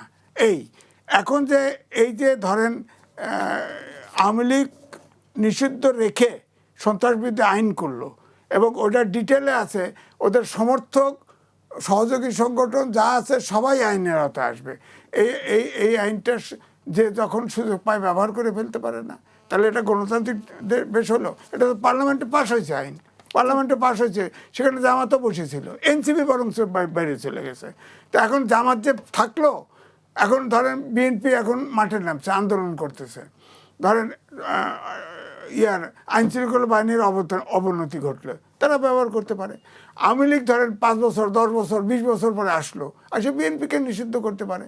অর্থাৎ এটা তো ওপেন এন্ডেড আইন, যে কারো উপরে এটা অস্ত্রটা পড়তে পারে। এই ধরনের আইন তো 1974 সালে আইন কিন্তু দেখেন, খেয়াল করে এ পর্যন্ত বাতিল করে নাই কেউ, এ পর্যন্ত। মানে ক্ষমতা রাজনীতিবিদরা পাইলে আর ছাড়ে না, 74 সালে এখন আইন এখনো বলবৎ আছে। জি, আপনার কাছে আবারও আসবো। সাইফুর রহমান, আপনার কাছে আসি। দেশের বর্তমান প্রেক্ষাপট সম্পর্কে আপনি নিশ্চয়ই অবগত যে আমরা তেলের সংকটে আছি, জ্বালানির সব ধরনের সংকটে আসলে সাধারণ মানুষের হাসফাস অবস্থা, যেটি আমি অনুষ্ঠানের শুরুতেই বলছিলাম। তো এত সংকটের মধ্যেও জামায়াতের আমির ডক্টর শফিকুর রহমান বলেছেন, গণভোটের রায় বাস্তবায়ন না হওয়া পর্যন্ত আমাদের আন্দোলনে কোনো ধরনের বিশ্রাম নেই, আন্দোলন চলবে সংসদে, আন্দোলন চলবে রাজপথে। এই সংকটের মধ্যে কি আন্দোলন করতেই হবে? আসলে দেখুন, সংকটটা তৈরি হয়, সবচেয়ে বড় সংকট হলো আস্থার সংকট। এদেশের জনগণ দীর্ঘ লড়াইয়ের পরে এবং যা বিভেদ ছিল, যা মিসআন্ডারস্ট্যান্ডিং ছিল, এই গণভোটের আগেই কিন্তু সেখানে বিএনপি, জামাত, আদার্স সব সংগঠন মিলেই কিন্তু ঐক্যমতের ভিত্তিতেই কিন্তু নির্বাচনে দিয়ে গিয়েছে। এখন এই নির্বাচনটা হয়ে গেল এবং গণভোটের পক্ষেই প্রাইম মিনিস্টার ইটসেলফ বক্তব্য দিয়েছেন। তাদের বক্তব্য ছিল যে আমরা কিছু বিষয়ে নোট অফ ডিসেন্ট দিয়েছি। একটা সালিসের ভিতরে যদি 10 জন উপস্থিত থাকে, একজনের নোট অফ ডিসেন্ট দিলে দিতে পারে, কিন্তু যখন এটা রেজুলেশন সিদ্ধান্ত হয়ে যায়, এটা আইনে পরিণত, এটা সকলের জন্য বাধ্যতাকর হয়ে যায়। আমাদের দেশে এখন নতুন ব্যাখ্যা দিয়ে নোট অফ ডিসেন্টের সূত্র ধরে টোটাল আইনটাকে অমান্য করে এবং এটাকে বাতিল করে দেওয়া হলো। যে জায়গাটাতে চলে গিয়েছে সেখানেই কিন্তু বর্তমান সরকার বিএনপি নিজেই এই সংকটের জন্ম দিয়েছে। এবং এই সংকট থেকে যদি উত্তরণ করতে হয়, আপনি দেখেন জনগণের ভোট হয়ে যাওয়ার পরে ওই বিষয়ে কিন্তু কারো কোনো কথা থাকে না। জনগণের ভোট হয়ে যাওয়ার পরে ভোটের একটা প্রক্রিয়া আছে, এটা একটা গ্যাজেট আরপিও হয়েছে, গ্যাজেট নোটিফিকেশন হয়েছে। দেখুন একটু বলি যে আপনার কি মনে হয় জনগণ এখন কি নিয়ে সবচেয়ে বেশি সংকটে আছে? পেট্রোল, ডিজেল, অকটেন এগুলো নিয়ে, নাকি জুলাই সনদ আর গণভোট নিয়ে? কোনটিতে সংকটে আছে এখন? দেখুন আমি বলি, আমি যেটা ওই জায়গাতে আসতেছিলাম যে আপনার স্বাভাবিক প্রক্রিয়ায় আপনি একটা রাষ্ট্র পরিচালনা করতে গেলে কতক্ষণ দেখবেন ছাত্রদল নিজেরা মারামারি করলে খাগড়াছড়ি রোড বন্ধ করে দিয়েছে, তাহলে রামগড় খাগড়াছড়ির লোকদের সংকট হলো যে ওই রাস্তা। সংকট কিন্তু এক জায়গায় না, এক জায়গায়। আপনি হয়তো ঢাকা শহরের তেলের সংকট দেখতেছেন, কিন্তু গ্রামের আরেকটাতে এখন সব স্বাভাবিক হয়ে গেছে। দাম বাড়াই দেওয়ার সাথে সাথে কিন্তু ফার্মগুলোতে তেল দিচ্ছে, ওখানে স্বাভাবিক হয়ে যাচ্ছে। অর্থাৎ আমাদের দেশটা হলো যার যার সুবিধা মতো যতটুকু দরকার সে অতটুকু নিতে চায়। এই যে সুবিধাবাদী নীতিটাই হলো আমাদের সবচেয়ে বড় সংকট। জামাতার আমির রাইটলি বলেছেন, এখন উনি সংকট উত্তরণের জন্য সরকারকে তার বিভিন্ন কৌশলের প্রস্তাবগুলো সংসদে দিয়েছেন। আপনি দেখেন সংসদে যে সরকারি দলের যিনি লিডার অব দ্য হাউস থাকেন, তিনি কিন্তু টোটাল এই সমস্যার সমাধানের জন্য একটা বক্তব্য, একটা নীতি, একটা গাইডলাইন দিতে পারে। কিন্তু বেরি মজার ব্যাপার হলো আজকে সেই দায়িত্বটাই কিন্তু জামায়াতের অপোজিশন শফিকুর রহমানই পালন করছে এবং তিনি তার ফর্মুলাগুলো দিচ্ছেন। গভর্নমেন্ট দেওয়ার আগে কিন্তু উনি দিয়েছেন সে আলোকে সংকট নিরসনের জ্বালানি, তেলের, আদার্স এগুলোর জন্য একটা কমিটি অলরেডি হয়েছে। এগুলো কিন্তু একসময় ছিল, কিন্তু আওয়ামী লীগ আমলে এগুলো কিন্তু বাতিল করে দেওয়া হয়েছিল। তো এখন আমরা জামাত ইসলামী যে ফর্মুলায় দেশটাকে নিয়ে যেতে চাচ্ছে, প্রথমটা হলো আপনি জুলাইকে অস্বীকার করতে পারবেন না। এটা আগে অ্যাগ্রি করেছেন, আপনার এখন ডিসএগ্রি করার সুযোগ নেই। জনগণ ভোট দিয়ে দিয়েছেন, ভোট হয়ে গেছে। ভোট হওয়ার আগে আপনি একদিনের জন্য এটা চ্যালেঞ্জ করেন নাই, অসাংবিধানিক বলেন নাই। ভোট দেওয়ার পরে, ভোটের রেজাল্ট পাবলিশ হয়ে যাওয়ার পরে এটা আইনগতভাবে চ্যালেঞ্জ করার কোনো সুযোগই নেই। সুতরাং এটা আপনাকে যে কোনো প্রক্রিয়া এটাকে মানতে হবে। এবং জামাত ইসলামিয়া যে বিরোধী দল, সে তারা গিয়েই কিন্তু জুলাই সনদের আলোকেই সব কার্যক্রমগুলো তারা করেছে এবং তারা এই আপনার সংস্কার পরিষদের শপথও নিয়েছেন, কিন্তু সংস্কার পরিষদের শপথ কিন্তু বিএনপি নেন নাই। এবং তারা তাহলে জুলাই সনদের আলোকে এবং টোটাল যে স্পিডটা, সেই স্পিড থেকে বিএনপি সরে গিয়েছে। এই অবস্থায় যদি সরে যায় তাহলে কী হবে দেখেন, বিএনপি সামনে এরকম পরিস্থিতি তৈরি করে দিবে যে জামাত ইসলামীর আন্দোলন, সন্ত্রাস এগুলো মোকাবেলা করার জন্য ওই যে পতিত যারা নিষিদ্ধ দল তাদেরকে কিন্তু ফ্রন্টে নিয়ে আসবে। এখন আমরা দেখছি বিভিন্ন জায়গায় মিছিল হচ্ছে, একটা মিছিলে কিন্তু পুলিশ বাধা দেয় না, একটা মিছিলে কিন্তু বিএনপি কোনো ধরনের বক্তব্য দেয় না, তারা কিন্তু ওই গুপ্ত জামাত ইসলামী এই নিয়ে আসেন। তাহলে এটা দ্বারা কী হচ্ছে, তাহলে জামাতকে মোকাবেলা করার জন্য, কারণ জামাতকে হারানোর জন্য বিএনপি আওয়ামী লীগকে এনে ভোট নিয়ে তারা ক্ষমতায় আসছে। আবার জামাতকে মোকাবেলা করার জন্য সেই আওয়ামী লীগকে নিষিদ্ধ দলকে কিন্তু বিএনপি আবার ফ্রন্টে নিয়ে আসতেছে। এটা আমাদের জন্য ব্যাড ইনস্টেন্স এবং সামনে বড় ধরনের ঝুঁকিপূর্ণ অবস্থা তৈরি হইতে পারে। সাময়িক যে সংকটগুলো এগুলো থাকবে না, এগুলো আলটিমেট কিন্তু চলে যাবে এবং চলেও যাচ্ছে। আমি মনে করি এগুলো সংকট না, সংকটটা হলো প্রিন্সিপাল, সংকটটা হলো দেশের নীতি, সংকটটা হলো জুলাই সনদকে ধারণ করা। যদি এগুলোকে প্রপারলি ধারণ করতে না পারে সংকট প্রতিদিনই বাড়বে, এটা কিন্তু বিএনপি সরকার সামাল দিতে পারবে না। জি, ধন্যবাদ। জনাব মহসিন রশিদ, আপনার কাছে আসি। এনবিআরের সাবেক চেয়ারম্যান বদিউর রহমান বলেছেন ডক্টর ইউনূস গণভবনকে জাদুঘর বানিয়ে দখল করেছেন। যদি আরেকটু পরিষ্কার করে বলি যে জাতীয় জাদুঘরের আয়তন ঠিক যতখানি, তার চেয়ে অনেক বেশি বড় এই গণভবনে যে জুলাই জাদুঘর রয়েছে সেটি। এত বড় একটি এরিয়াকে জাদুঘর বানানোর খুব বেশি প্রয়োজনীয়তা কি ছিল? নট এট অল, একদমই না। আমি তো এই জন্যই বলি ইউনূস ওয়াজ এ স্কাউন্ড্রেল, এবং সেই ছাড়া আর কিছু জানে না। তো ইউসি, আপনি দেশ পরিচালনা করতে পারলেন না, দেশকে এক জায়গায় নিতে পারলেন না। জনগণের আশা ছিল যে নোবেল লরেট আছে সে যাকে বলবে দেশকে অর্থায়ন করবে, সে যেভাবে this is not how the governments function. Governments এইভাবে চলে না, রাষ্ট্রগুলি এভাবে চলে না। আজকে দেখেন আমাদের সংকট, আমাদের কাছে টাকা পয়সা নাই। আপনি কত টাকা ছাপায়া আর এই দেশ এভাবে চালাতে পারবেন? আপনি বেতন দিতে পারবেন না কয়েকদিন পর। আপনাকে IMF, এই জন্যেই আমি বলি যে দেখেন আপনার দুইটা প্রবলেম আছে। Finance minister is a good man, ভালো মানুষ, উনাকে আপনি ফরেন মিনিস্টার করে দিতেন, আমার কোনো সমস্যা ছিল না। কিন্তু আপনি ফরেন মিনিস্টার করলেন যে দেশ বিক্রি করেছে, তাকে ফরেন মিনিস্টার করলেন। আপনার কাছে একজন ভালো ইকোনমিস্ট আছে, রেজা কিবরিয়া, আপনি রেজা কিবরিয়াকে যদি ফাইন্যান্সে রাখতেন তাহলে হয়তো বাজেটটা ব্যালেন্স হতে পারতো। সে অনেক দেশের বাজেটস করে দিয়েছে, ইউসি। সে 25 বছর IMF-এ চাকরি করেছে। আজকে IMF আপনাকে তো কিছু দিল না, আপনাকে তো এমনিই বুড়ো আঙ্গুল দেখিয়ে ফিরিয়ে দিয়েছে, ইউসি। সো কোয়েশ্চেন ইজ যে আপনার এক তো টিমই নাই, আর টিম যদি আপনার বাইরে যদি 2-1টা লোক থাকে, ওদেরকে আপনি আনছেন না সামনে। হোয়াট ইজ দ্য কারণ? আই ডোন্ট আন্ডারস্ট্যান্ড দ্য কারণ। এই সংকটের সময় he said there is no সংকট। আমি তো বিরাট সংকট দেখছি, শুধু বাংলাদেশে না, আমি তো গ্লোবাল সংকট দেখছি। সো এখন জিনিস যেটা হচ্ছে যে আমাদেরকে সবাইকে মিলে এই সংকটের মোকাবেলা করতে হবে, আর এইটার দায় দায়িত্ব নিতে হবে সরকারি দলকে। সরকারি দলকে আমাদেরকে ইনভাইট করতে হবে, আমাদেরকে মানে যারা পলিটিক্সে আছেন, যারা ভবিষ্যৎ হোক নিরাপদ, বিনিয়োগ হোক বিশ্বস্ত। আর আমার পছন্দ সল্ট বে। ওয়েলকাম টু সল্ট বে। ভালো লোকজন আছেন, ধরেন যে হেলথের লোকজন আছেন, ওদেরকে আনতে হবে সামনে। এডুকেশনে আপনার এডুকেশন মিনিস্টার তো মোটামুটি একটা কেমন যেন কার্টুন হয়ে গেছে, আমি ঠিক জানি না, বাট কেমন যেন সে করে, কোথাও লং জাম্প করে, কোথাও শর্ট জাম্প করে, কোথাও হাই জাম্প করে, শুনো কোথাও তিনি কিন্তু তার বাথরুমের ভিতর থেকে গিয়ে দেখে। যে শিক্ষার্থী আছে, শিক্ষার্থী সমাজের মধ্যে বেশ সমালোচনায় রয়েছেন। ভাই, this is not how a minister functions. একটা মন্ত্রী, রাষ্ট্রের দেশের মন্ত্রী, ওকে তো তার একটা গরিমা, তার একটা ইসে থাকতে হবে, তার এখানে বসে মনিটর করতে হবে যে কোথায় কি হচ্ছে। এর আগে কি আমরা কোনো এরকম মন্ত্রী দেখেছি যে বাথরুমের ভিতর থেকে গিয়ে উকি মারতেছে, দরজার জানলার ভিতর থেকে উকি মারতেছে? আই মিন দিস ইজ, এটা কার্টুন। হ্যাঁ, কার্টুন। আপনি এত ইম্পর্টেন্ট মিনিস্ট্রি এডুকেশন, তাকে নিয়ে আপনি যদি এইভাবে, তার মানে উনি আসলে কি প্রমাণ করতে চাইছেন? যে পরীক্ষার দায়িত্বে যারা রয়েছেন তাদের প্রতি তার আস্থা নেই? আমি জানি না, তার আস্থা হয়তো তার নিজের উপরে নাই। কেন মনে হলো? এই যে বাথরুমে গিয়ে উকি মারা, অমুক জায়গার থেকে উকি মারা, এই যে নিজেকে একটা কমিক ফিগার বানিয়ে দিচ্ছে, ইউসি।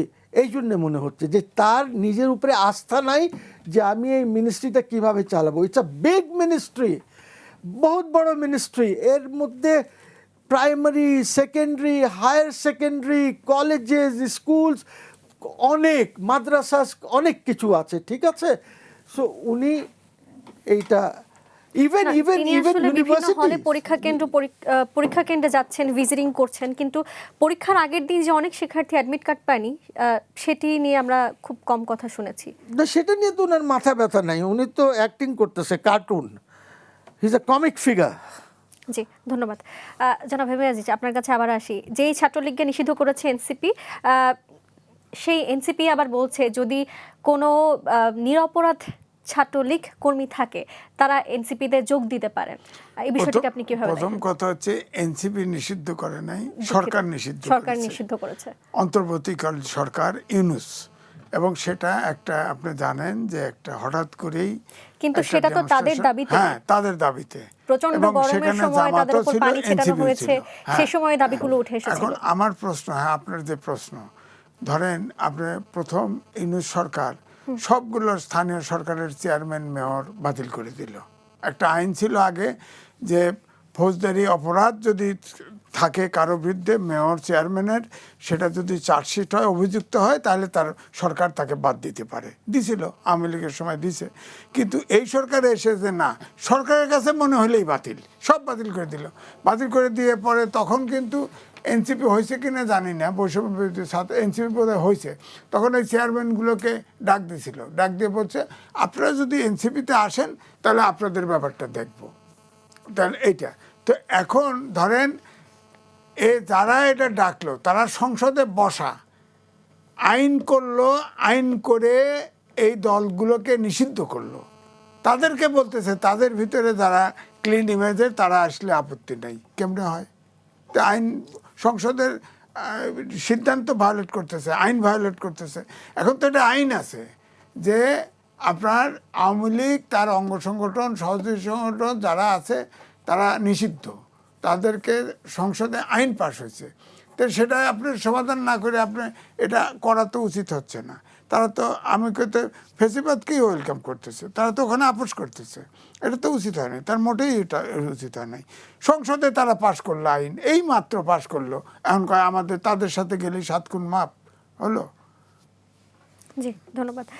জনাব সাইফুর, আপনার কাছে আসি। বর্তমান সরকারের কিন্তু অনেক আলোচিত একটি কর্মসূচি ফ্যামিলি কার্ড কর্মসূচি, এটি কি দেশের জন্য সুফল বয়ে আনবে নাকি কুফল বয়ে আনবে, আপনার কাছে কি মনে হয়? আসলে দেখুন, এই সমস্ত ফ্যামিলি কার্ড, কৃষক কার্ড, তারপরে এই আরও কি কার্ডের কথা আসতেছে, এগুলো বিএনপির আপনার যে কৃষক কার্ডের কথাও কি বলবেন? হ্যাঁ, সবই তো একসাথেই ইন্টারলোকেটরি। কারণ তাদের যেই ম্যানিফেস্টোতে তারা শুধু ফ্যামিলি কার্ডের কথা বলেছিল আপনার এই নির্বাচনের আগে। এখানে এটা একটা নতুন ট্রাম্প কার্ডের মতো একটা কার্ড ওনারা তৈরি করার চেষ্টা করছে, যেখানে আমাদের লন্ডনের সিনিয়র কাউন্সিল মহসিন রশিদ সাহেব বলছেন আপনি সামনে বেতন দিতে পারবেন কিনা এটা আনসার্টেন, রাষ্ট্রটা চলবে কিনা আনসার্টেন। কার্ডগুলোর কথা বললেন, এই কার্ডগুলো কিন্তু সব দলের লোকরা পাবে, তাহলে না, আপনি সব দলের লোকদেরকে আপনি দিতে পারতেছেন কিনা, কার্ড দিয়ে কী হবে, এই কার্ডের এগেনস্টে আপনি পেমেন্ট দিতে পারছেন কিনা, আপনার সব দল আসল পাচ্ছে কিনা। আমরা তো সেটা আগেও বলেছি, এই কার্ডগুলো দেওয়ার তাহলে একটা আগে রুলস এবং রেগুলেশন করতে হবে, সিস্টেম করতে হবে, ক্রাইটেরিয়া ঠিক করতে হবে। স্টেট থেকে এইটা একটা ফ্রেমওয়ার্ক করে একটাকে লতে রূপান্তরিত করতে হবে। তখন ওই ক্রাইটেরিয়া যারা পড়বে তারা এরকম কার্ড পেতে পারে, তখন ওইটা হবে যে স্টেটের জন্য ওয়েলফেয়ার। আর না হলে হবে এটা একটা দলীয় ট্রাম্প কার্ড। এটা নিয়ে আপনি দেখেন একটা নিউজ এসেছে, কার্ড দিবে বলি একজন থেকে টাকা নিচ্ছে, কার্ড দিবে বলি মহিলার বাসায় গিয়ে তার সাথে সম্পর্ক করছে এবং অনৈতিক কাজ হচ্ছে, এগুলো কিন্তু নিউজে চলে আসতেছে। তো এই সমস্ত কাজগুলো দিয়ে আসলে বিএনপির গুডউইল তারা তৈরি করছে না গুডউইলটাকে নষ্ট করবে সেটা তাদের ব্যাপার। তো আমরা বলছি যে রাষ্ট্রে এখনও পর্যন্ত এই 3 মাসের গভর্নমেন্ট কত 48,000 কোটি টাকা কত ঋণ তারা নিয়েছেন কমার্শিয়াল ব্যাঙ্কগুলো থেকে 3 মাসের। তো আপনি ব্যাংক থেকে ঋণ নিয়ে ফ্যামিলি কার্ডের বিলাসিতা করবেন, আপনি কৃষি কার্ডের বিলাসিতা করবেন? আসলে সম্ভব না। আপনি আমাদের যে ডিপার্টমেন্ট আছে, সার ডিপার্টমেন্ট আছে, চালের ডিলারশিপ আছে, আপনি এই জায়গাগুলোকে অ্যাক্টিভ করেন, সেগুলোকে আপনি পর্যাপ্ত ফান্ড দেন, তাদের মাধ্যমে কৃষক পর্যন্ত আপনি দেওয়ার তো সুযোগ আছে। সেই সুযোগটা কাজে না লাগিয়ে আইনের অধীনে, ফ্রেমওয়ার্কের অধীনে, লয়ের অধীনে যদি কোনো এরকম রাষ্ট্রীয় সুযোগ সুবিধা বৃদ্ধি করা না হয়, আপনার এটা চলবে না এবং এটা যে কোনো সময় এটা বন্ধ হয়ে যেতে পারে। আর যখনই বন্ধ হবে তখনই বিপর্যয় তৈরি হয়ে যাবে। এই জন্য আমরা বলছি, আমরা প্রথম থেকে বলে আসতেছিলাম যে রাষ্ট্রের এখনো আপনারা যদি কখনো ক্ষমতায় আসেন তাহলে কি এই ফ্যামিলি কার্ড অব্যাহত রাখবেন কিনা? এখন সেটা সময় বলে দেবে। এখন এই মুহূর্তে এগুলো বলা যাবে না। যেটা ওয়েলফেয়ার, যেটা কল্যাণকর, আপনি দেখেন না একটা ভালো আইন করে গিয়েছে একটা আগের সরকার, আমার পছন্দ হচ্ছে না, আমি এটা বাতিল করে দিচ্ছি। না, এগুলো অলওয়েজ কল্যাণকর। আমরা মনে করি আপনি কিছু মানুষের কার্ড দিয়ে টাকা পয়সা দিবেন, সেইটা তো মানুষের জন্য উপকার হচ্ছে। প্রশ্নটা হলো আপনার দেওয়ার সামর্থ্য আছে কিনা, আরেকটা হলো আপনি প্রপারলি এটাকে ডিস্ট্রিবিউট করছেন কিনা, কে ফ্যামিলি কার্ডটা বিতরণ করবে। বিএনপির লোকেরা একটা তালিকা দিবে, সেটাই ইউনো যদি ফাঁস করি তাদের কাছে দিয়ে দেয়। এটা কি রাষ্ট্রের যে কোনো জিনিস বিতরণের দায়িত্ব থাকবে রাষ্ট্রের মাধ্যমে। আমরা দেখতেছি লোকাল বিএনপি বিভিন্ন লিডাররা এই কার্ডগুলো বিতরণ করছে, তারা তালিকা করছে, তারা আসতেছে, কিন্তু এটা তো এরকম কোনো নোটিশ জারি করা হয়নি যে ওই এলাকার বয়স্ক বা বিধবাদের জন্য কার্ড ইস্যু করা হবে। যারা বয়স্ক বিধবা তাদের লোকাল চেয়ারম্যানের সার্টিফিকেট নিয়ে আপনারা ইউনো বিষয়ে আবেদন করুন। তাহলে একটা আবেদন আসলো, সেখান থেকে যাচাই বাছাই হলো, সেখান থেকে সিলেকশন হলো, সেখান থেকে দিল। এরকম যদি ওয়েলফেয়ার হয় যে কোনো কেউ, তখন এই বিএনপি বলেন, জামাত বলেন বা দল করে না এরকম, যে কেউ কিন্তু অ্যাপ্লাই করতে পারবে, সেখানে কিন্তু আসতে হবে। জামাত ইসলামের অবজেকশন হলো ওই জায়গায় আপনি রাষ্ট্রের প্রয়োজনে যে কোনো কাজ ওয়েলফেয়ার হলে জামাত সেখানে সমর্থন দেবে। এটা যদি ইলিগাল হয়, এটা যদি প্রপার প্রসিডিউরাল না হয়, এটা যদি যথার্থভাবে ইউটিলাইজ করা না হয়, তাহলে সেক্ষেত্রে তো জামাত আপত্তি করবে, এটাই স্বাভাবিক। আর ক্ষমতা আসার পরে জামাত ইসলামী আর এমন অনেক কিছু চিন্তা করে রেখেছে। ফ্যামিলি কার্ড তো এগুলো একটা চমকপ্রদ পলিটিক্যাল ডিসিশন, কিন্তু আমি যদি এমন একটা সিস্টেম দেশে প্রতিষ্ঠা করে দিই, সেখানে আম মানুষেরা উপকৃত হবে। তাহলে জামাত ইসলামী এরকম ওয়েলফেয়ারের হাজারো কাজ আছে। যদি ক্ষমতায় জনগণ একবার দিত জামাত ইসলামীকে, তখন তারা বুঝতে পারতো যে জামাত ইসলামী কীভাবে একটা ওয়েলফেয়ার স্টেট গঠন করতে পারে। সেইরকম মেকানিজম, সেইরকম অবস্থা তাদের আছে। আপনি একটা ফ্রেমওয়ার্ক বা আইন ছাড়া আপনি কিভাবে এটা করেন? বিকজ ধরেন 16টা না 17টাই স্কিম ছিল আওয়ামী লীগ গভর্নমেন্টের। 90টা হ্যাঁ, 90 সোশ্যাল সেফটি নেট 90টা। 90টা, আচ্ছা ওকে। এইগুলি সব কিন্তু ফাইন্যান্স অ্যাক্টের মাধ্যমে করেছে, বাজেটে ছিল, ফাইন্যান্স পর্যায়ক্রমে অ্যাক্টের হয়েছে। মাধ্যমে এইগুলি করেছে। That is wire the framework comes in. এইটা তো কোনো কিছু তো করে নাই। জি, ধন্যবাদ। জনাব এম এ আজিজ, আপনি জনাব সাইফুর রহমানের বক্তব্যগুলোকে কিভাবে মূল্যায়ন করবেন বা আলোচনাকে কিভাবে মূল্যায়ন সাইফুর করবেন? ভাই তো পলিটিক্যালি বলবে, কারণ যখন ইলেকশন ক্যাম্পিং হয় তখনও ফ্যামিলি কার্ড টার্ড এগুলো নিয়ে উষ্মা প্রকাশ করছে।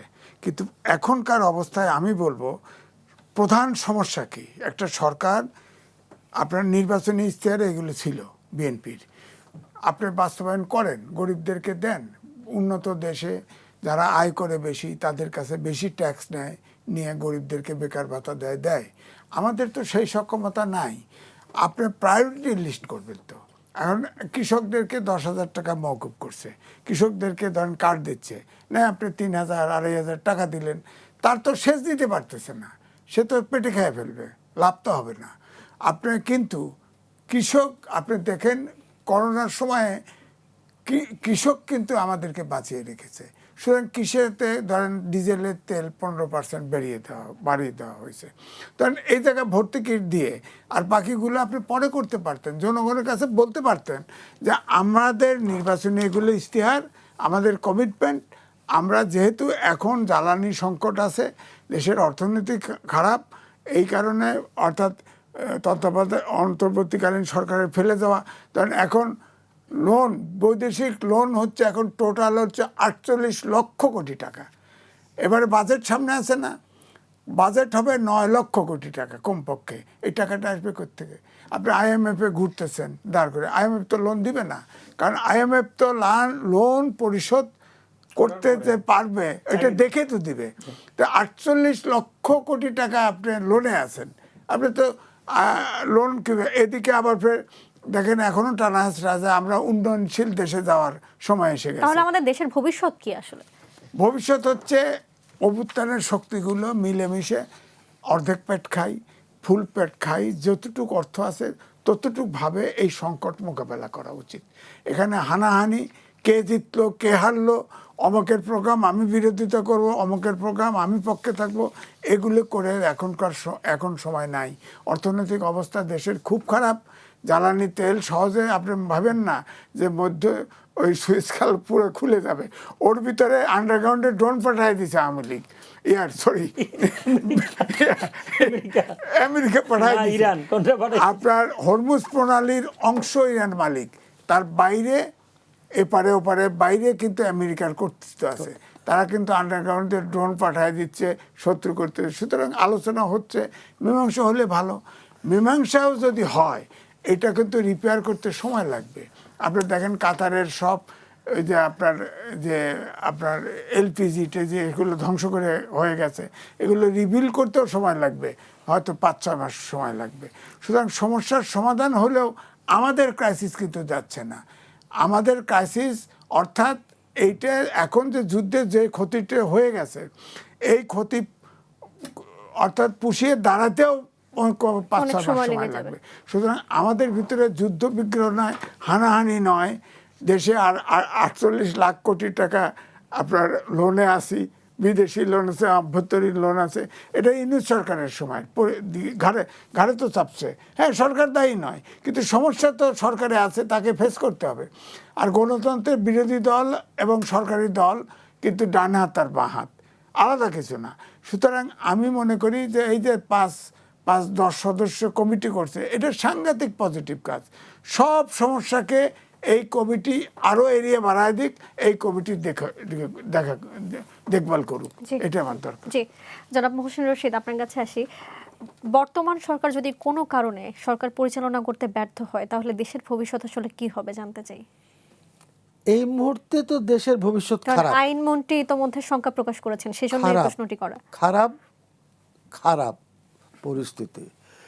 এইটাকে যদি ঠিক করতে হয় তাহলে উই নিড ন্যাশনাল ইউনিটি, এবং ইউনিটির যদি কথা বলি তাহলে সংসদের ভিতরে এবং বাইরে যত শক্তি আছে সবাইকে নিয়ে একটি ন্যাশনাল ইউনিটি করতে হবে।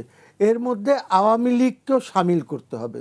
যদি আপনি ন্যাশনাল ইউনিটি না করেন তাহলে কিন্তু আমি কোনো ভবিষ্যৎ দেখছি না। আর যদি মারামারি হানাহানি বেশি বাড়ে, সেটা কি আওয়ামী লীগকে বেশি include করা বাড়ে, কি সম্ভব হবে? যদি বেশি বাড়ে হানাহানি মারামারি এইগুলি যদি বাড়ে, তাহলে এই দেশে তৃতীয় শক্তি, I am not talking of the army, তৃতীয় দেশ এসে এইখানে হস্তক্ষেপ করবে। এইটা তৃতীয় দেশ হতে পারে, এটা ইউএন এর পিস কিপিং লোকজন আসতে পারে এই দেশে, আই ডোন্ট নো। সো আমাদেরকে খুব কেয়ারফুল থাকতে হবে। আসেন আমরা সবাই মিলে, আপনি তো ক্ষমতায় আপনি যে আছেন, তৃতীয় শক্তির কথা বলছেন, সেই তৃতীয় শক্তি যদি আসে, তাহলে যে রাজনৈতিক দলগুলো রয়েছে তারা কি সবাই একমত হতে পারে? একমতের তো কথা না, তখন তো ডান্ডার কথা। কিসের একমত? এই জন্য আগেই একমত হয়ে যাই আমরা। একমত হয়ে দেশ আর রাষ্ট্রকে কিভাবে ঠিক করব সেটার উপরে আমাদের একমত। ওই যে একজন প্রফেসর ছিল ইলিনয়ের, সে তো সব ধ্বংস করে দিয়ে গেছে।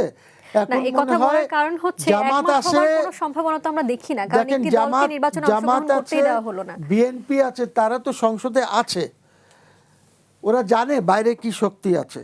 সব মিলে একটা ধরেন আপনি একটা বড় কনফারেন্স করেন, ন্যাশনাল কনফারেন্স একটা ডাকেন, এইসব 7 দিনের কনফারেন্স ডাকেন, টাকা তো আছে সরকারের কাছে, বসে ওদের এক্সপার্টস আমরা বাইরে যারা আছি সবাই মিলে সেখানে একটা আলোচনা করি যে এইগুলি কিভাবে আমরা সমাধান করতে পারি, কিভাবে আমরা আইনের শাসন দেশে আনতে পারি, কিভাবে।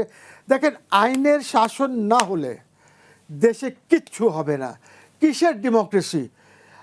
আইন হলে, আইনের শাসন হলে সেন আপনি গণতন্ত্র করতে পারবেন। মূল জিনিস ওইটা করেন। কেমনে ইনসাফ পাবে জনগণ?